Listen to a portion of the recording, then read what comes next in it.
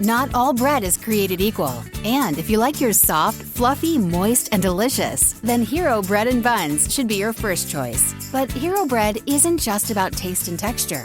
It's high in fiber with ultra-low net carbs with 0 grams of sugar. Order today at hero.co and use the code AH10 to get 10% off your first purchase. That's AH10 at hero.co, HERO.co for 10% off your first purchase.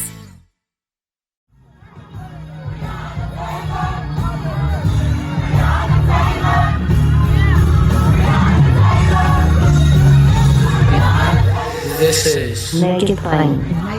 MIP With Masamela Matfumo. Mark Thompson. Make It Plain. Get woke.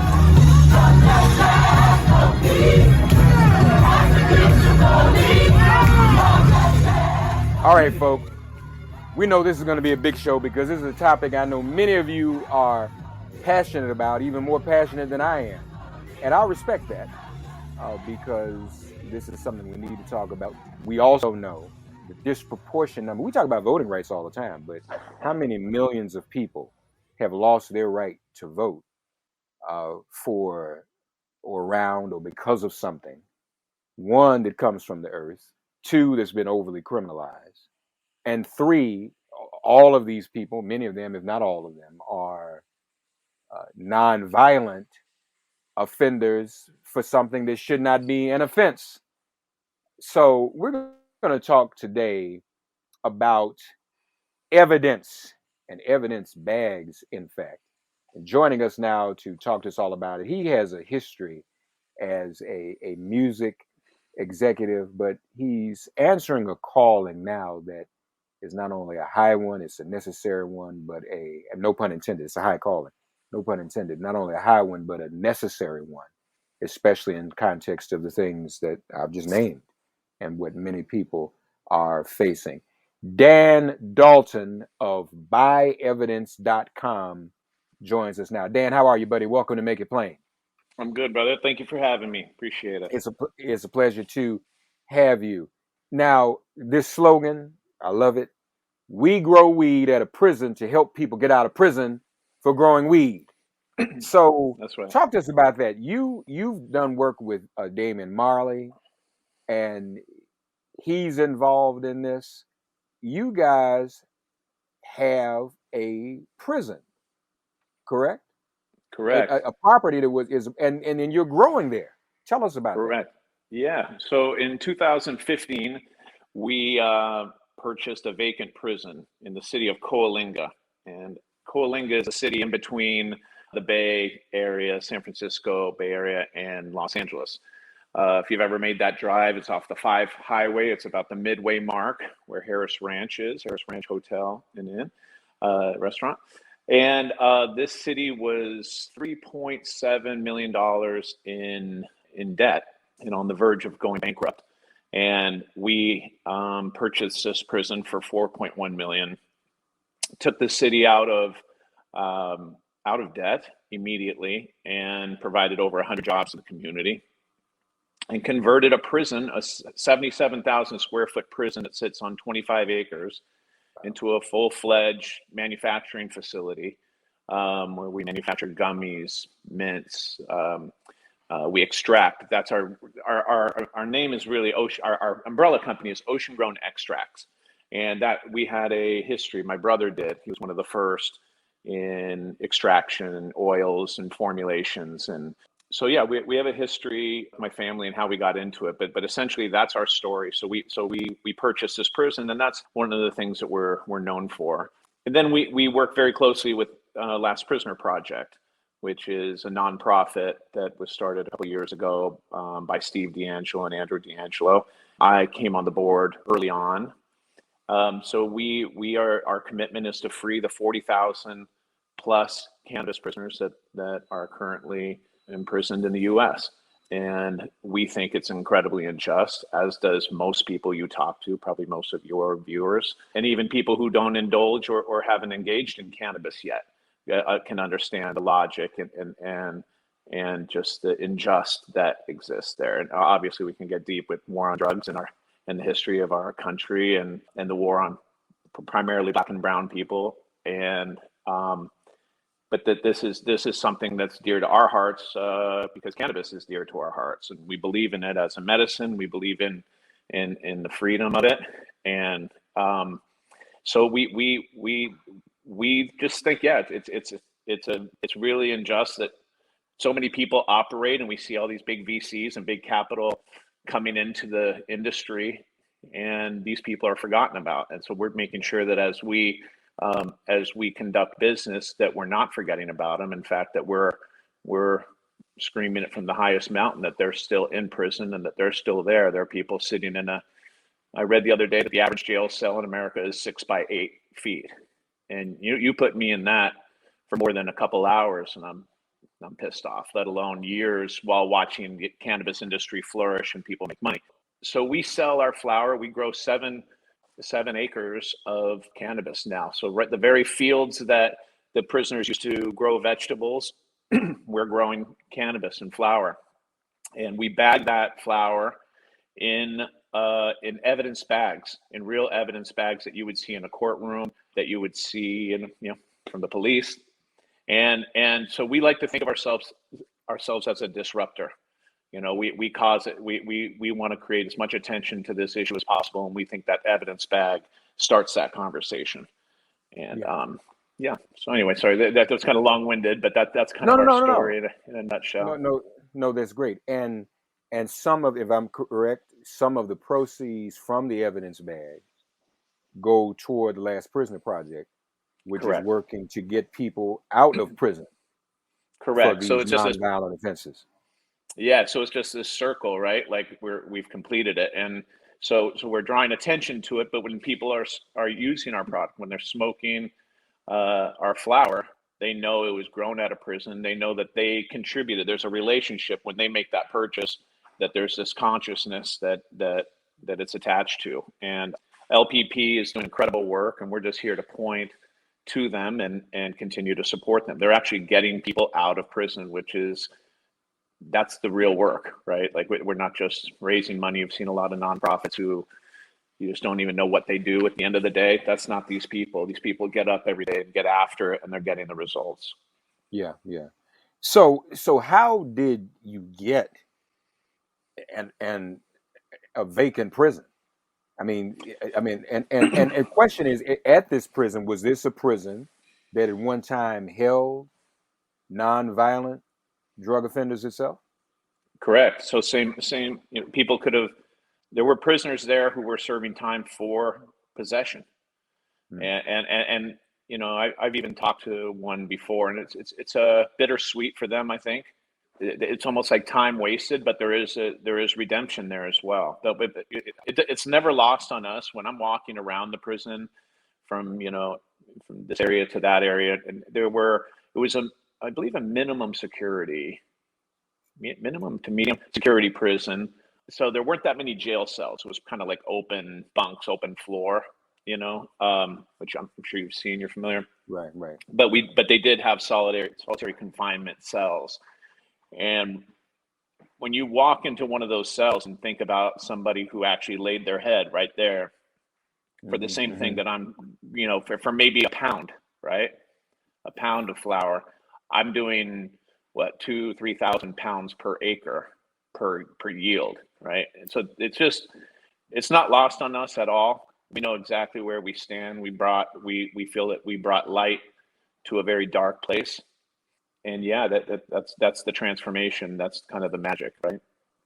But the work is just it's a continuing. It's not over. It's just beginning, actually. Yeah. No, that's it. It is just beginning, and that's amazing. More MIP after this message. And so you sell the evidence bags. Is your products only available in California or available everywhere? Currently, right now, just California. We're a family business. We're an independent company. We have never taken on big money. We had help from some family friends when we purchased the prison, because we had to move very fast, and so we have partners on that side. But in terms of our brands and everything, we have permits and and real estate now, and just different kind of divisions of ocean grown extracts. But so California, we've kept it in California just because we don't want to lose control of this yet. We want to get it right here. This is a very challenging market, California. The taxes are astronomical. The number of stores are now limited. It's very, very competitive, and it's tough for us. And in fact, the price of flower has now come down incredibly on the wholesale market. It's going to be very sad to see, but many small farmers are going to go away, and some of the independent people who got us here to this industry are not going to be able to participate as well, black, brown, or white in that sense. So it's just, it's a very interesting developing industry right now with many challenges and things that need to be corrected. To that point, there are pros and cons to decriminalization. I was speaking with a friend I hadn't seen in a while. She has a thriving business in Washington, D.C., Dan, and she even sits on a couple of national boards. You probably know her, Linda Green. But, of course, in D.C., it's medicinal, right? Mm-hmm. But even in that regard, the things that they have to do now in commerce and all the regulations, there's still a level of competition, she was saying, on the street, because people are still able to get it on the street, and it's not enforced as a crime. And so, which is a good thing. But the bad part about it is those who are in private business are having trouble competing, even when it comes to the medicinal. So to your point, I mean, there's still things that have to be worked out. Never should have gotten to this point anyway. Never should have even been this way. But you mentioned that you created jobs. Talk to us about that, the jobs you created and how, and what are those jobs? Those jobs can mean anything. They can mean we have a kitchen where we make gummies. It's almost like Willy Wonka in the Chocolate Factory. You walk in and everybody's, stirring pots and putting molds in. And I mean, there's a process. In terms of operations, I don't play a part in that. Thank God, because we wouldn't exist if I was put in charge of that. I'm just the music street kid. You know what I mean? It's like, I barely was able to sign on here and come up with you. No, so, but there are. He said that. I wasn't even gonna say anything about that. I mean, it's good, man. You're good. Go ahead. Okay, all right. No, so yeah, enough people do. Enough people got me covered there. But yeah, no, but there are plenty of jobs there. My sister runs operations, and she's incredible. We're a family business, I should mention. My sister is a CEO. We're a woman-run company. My brother is really the one who got us here. My brother was operating under 215, so the medicinal Proposition 215. And my brother was an indoor grower, but he also provided medicine to cancer patients and to people that were ill that needed cannabis and needed THC. And so he had a pot on the kettle and he would extract, and he was one of the very early ones to figure that out, that there are healing properties that he could be providing, and he did. So my sister was a preschool owner. She owned preschools in neighborhoods in that maybe the preschools weren't providing the best nutrition, safety, education, and so she received a grant, and she provided really high quality childcare to low income areas. And so in doing that, she had to become state licensed, and that is a big part. You mentioned, the people in DC having to compete, just getting licensed. A lot of this, when you think of even social equity and some of the conversations that are happening right now, the education and just that the barriers to entry are extremely tough to get in and to be legit, right? My sister was familiar with that through dealing with the state and her preschools. So she essentially just she was afraid, we were afraid that my brother Kelly was going to get his door kicked in and become one of those 40,000. So that's how we got into this, as my sister was really just there to protect Kelly. So we are, my brother and sister and I are the ones behind this company. You mentioned Damian Marley. He came on early. I've been managing Damian Marley for 17 or 18 years. I'm a partner of his in many businesses, but his manager. But that's us. Yeah, that's our story. That's how we got here. That's amazing. More MIP after this message. Are you already seeing it making a difference? In what regards? Well, just in terms of the community in which you're now invested, obviously, in Yes. that part of the country, in terms of the employees you've given jobs, and I guess too within the larger cannabis community, I guess sometimes a difference can be assessed or visible in the inspiration, whether that be within the community itself, individuals, or others taking this on.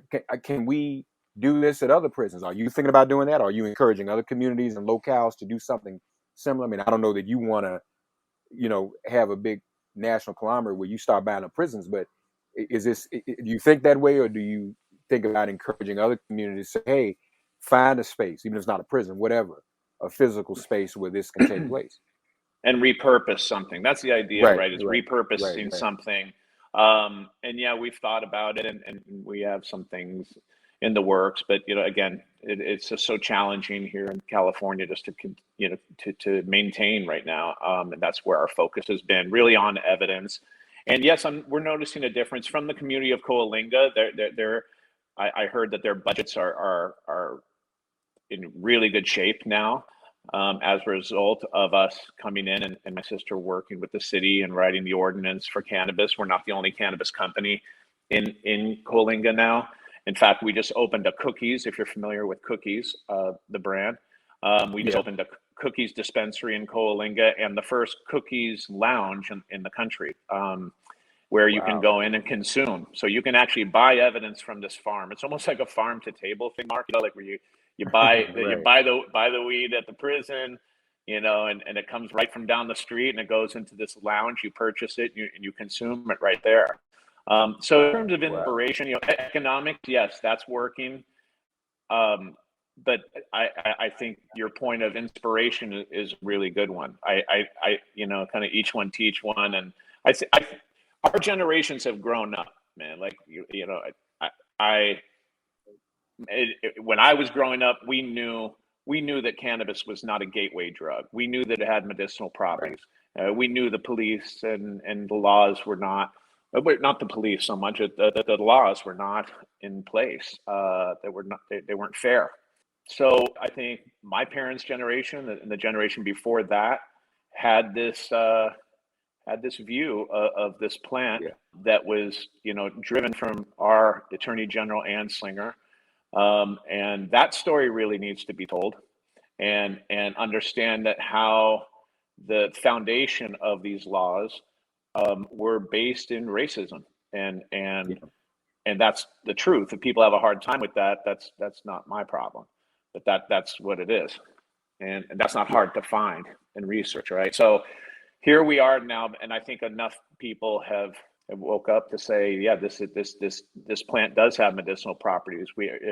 And we need to get into it, and people need it, and we need to get these people out of jail, and we need to figure out a way to conduct business in a fair way. And might not be happening as fast as we would like, but it's not going back the other way. I would say that. You mentioned the Cookies Lounge, so just to be clear, that's where people can go, and it is a lounge. You can purchase a product, consume product there. But now, do people also come to Coalinga, to the former prison site? Is that I'm not clear. Is that a storefront also where people come and buy product? It's not. It's okay. not. It's private. Yep. It's just correct. It's just okay. But if you're ever in the area and you're driving down the 5, you call me and we'll bring you in there and show it to you. Okay. But it's not open to the public. No. But you could see it from the road, and you could see you could see the farm and see everything. But yeah, the Cookies Lounge is just right off the 5, and you could pull in and consume right there. But yeah, no, I would love to give tours, and we've thought about different ways to just to tell that story, because that really is our something very unique. And for a long time we were just operating quietly, conducting our business, and now we're a little more comfortable with the climate and just where things are in telling our story and Right, pointing right. to No, this. no, that's great. And I wonder too, I guess this is a larger question, um, what would be, as the industry grows and goes through its growing pains, what is the demand for places to grow like yours?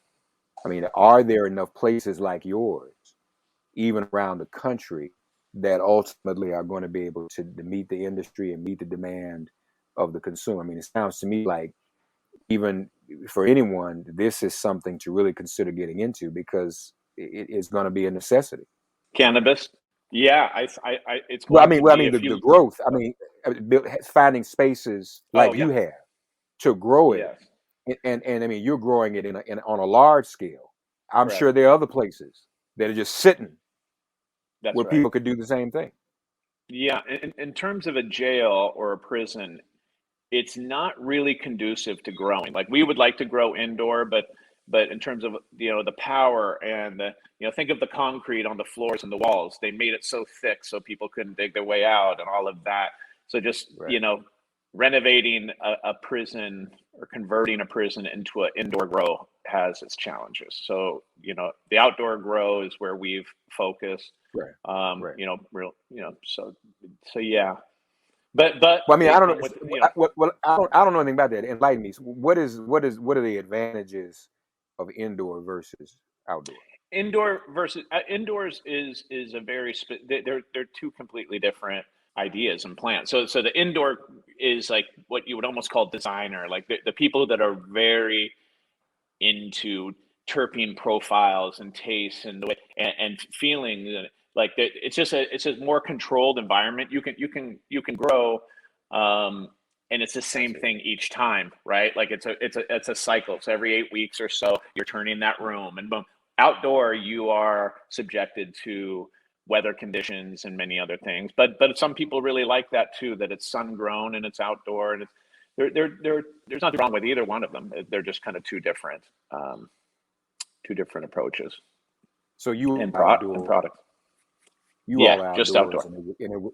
and it would take a lot to convert the inside of the building into an indoor growth area. Is that what you're saying? Yeah, yes, and we're Yeah. learning a lot right now. When we're taking down 7 acres, you need a place to dry, and just the processing part. We're using almost every inch of that prison right now. Hmm. And it's a trip, man. It's really a trip to walk around and see hundreds and hundreds of plants hanging upside down in the same room where there were hundreds of inmates. Yeah. Wow. Again, Wow. bittersweet. You know what I mean? Like it's something really cool, Yeah. and it's something kind of hurtful too. To be honest, Yeah. like Yeah. It's really a fascinating story. Folks, we want to invite you to check out the website buyevidence.com, and really there are great things going on there. And then also ocean grown extracts.com, and you can find on websites they'll let you know where you can find the store, where you can find the products. And again, this goes toward um, helping those, a Lost Prisoners Project, and helping all those yeah. who have been affected and who are even still incarcerated. Again, I love the motto: we grow weed at a prison to help get people out of prison for growing weed. And that's absolutely necessary. This is the conversion. You're still, and so you, like you say, you're not running day-to-day operations, but you're still into the music, Yep. and working with Damien too, right? Correct. Yeah. And so my role with my family is really marketing and branding. And Good. I've taken if you go to our Instagram, which is Right. Evidence Bag at Evidence Bag, you can see the campaign that I've put together with Nabil Elderkin, who is one of the premier director photographers in the music business, working with some of the biggest names always. But we did a campaign with local LA Black and Brown youth who young artists, and we shot it in black and white, and we shot it in the streets, and we made it almost feel like I come from urban music and hip hop. I worked with Jurassic Right. 5 for years and different urban acts. And so that's the way I was positioning this. And the same way that bag is a disruptor, I like to think of our campaign as a disruptor, right? So like when people see, and we've had some resistance, Mark, which is really interesting, you know, like some of the buyers or people are like, oh man, these guys are too like, why do you have to put them in the campaign? Why does it have to feel gangster? So gangster, it's a 20-year-old black kid with a spliff in his mouth. That's gangster to you? Or you know what, he has cornrows? Or what's your issue with this picture? And why does this picture make you feel uncomfortable? And this is not, soccer mom cannabis 2.0 in a beautiful jar. No, this is what it is. And these are our customers, and these are the people on the streets, and these are the people who have been affected by the war on drugs. And if you have a problem with that, then you might want to pick up a mirror and see what's going on there, because that's that. So again, we think of ourselves as a disruptor. It is a little, I know I'm kind of, I don't even know how to say it, like being a 51-year-old white guy telling this story. Some people might have an issue with that, but I'm ready. If there's going to be some burden on me for doing that, I'm fine with that, considering the burden that has been on the other people that I'm standing for. So, and I come from that. Those are my friends. Like I grew up in LA, John Marshall High School in the 80s and East LA and area. And I lived through all that too, And so I saw it all firsthand. And what about Damien? What's his active role in this? His role is just really, look, cannabis to he and his family is always been a part. Like they've been some of the biggest promoters. His father, really one of the reasons probably why it is so accepted is Bob Marley's music was global. His message of human rights and equal rights and justice and hope and love and equality. I mean, you can go on down the line of just like really important principles that we should all be living by. That was gone, right? That was Bob Marley. And so cannabis has always played a big role in their families, everything. And so when this opportunity came through my family, this was a very natural fit for him to be involved and to be a spokesperson, and he wanted to be involved, but for a musician or for a celebrity to be involved, you can't do it alone. It's a it's a full-time business, and you need a team. And so he's great to work with, and we have other plans with Damien. We have a new brand with cookies that's coming called Herb, HURB. And that's a Caribbean Jamaican collaboration with Burner and Cookies, which is like a Cali. So it's like California meets Jamaica, and we're opening stores and there's a lot to that project that will soon be announced. But that's another exciting venture we're all working with. And that'll be also attached to Last Prisoner Project. And if you don't mind, Mark, also when you were giving those all those handles, if I could encourage people to check out lastprisonerproject.com. That's really I'd ask you to go there first, to be honest, and check it out. And there's tons of information there where people can help and get involved. Please, ma'am, please, sir. lastprisonerproject.com. Check that out. Buy evidence.com, oceangrownextracts.com. But most of y'all on Instagram. So check out the gram too at Evidence Bag. Is that right? Do I have it? Correct. Yep. Evidence Bag. Yep.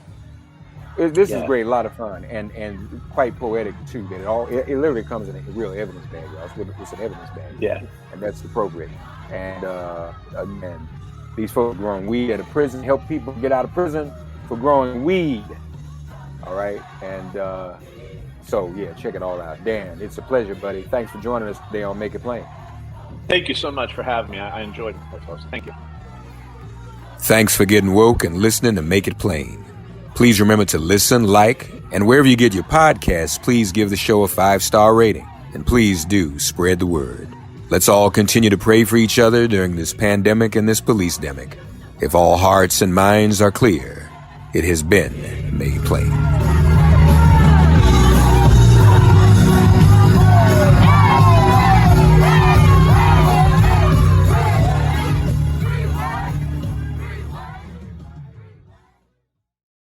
Nice buns, soft, fluffy, and ultra-low net carbs. Discover Hero Bread, the delicious, ultra-low net carb bread with incredible taste and texture. Hero Bread has 0 grams of sugar and is under 100 calories per serving. Plus, high in fiber with 5 to 10 grams of protein per serving. Order from hero.co now and get 10% off your first purchase with promo code AH10. That's 10% off with code AH10. HERO.co.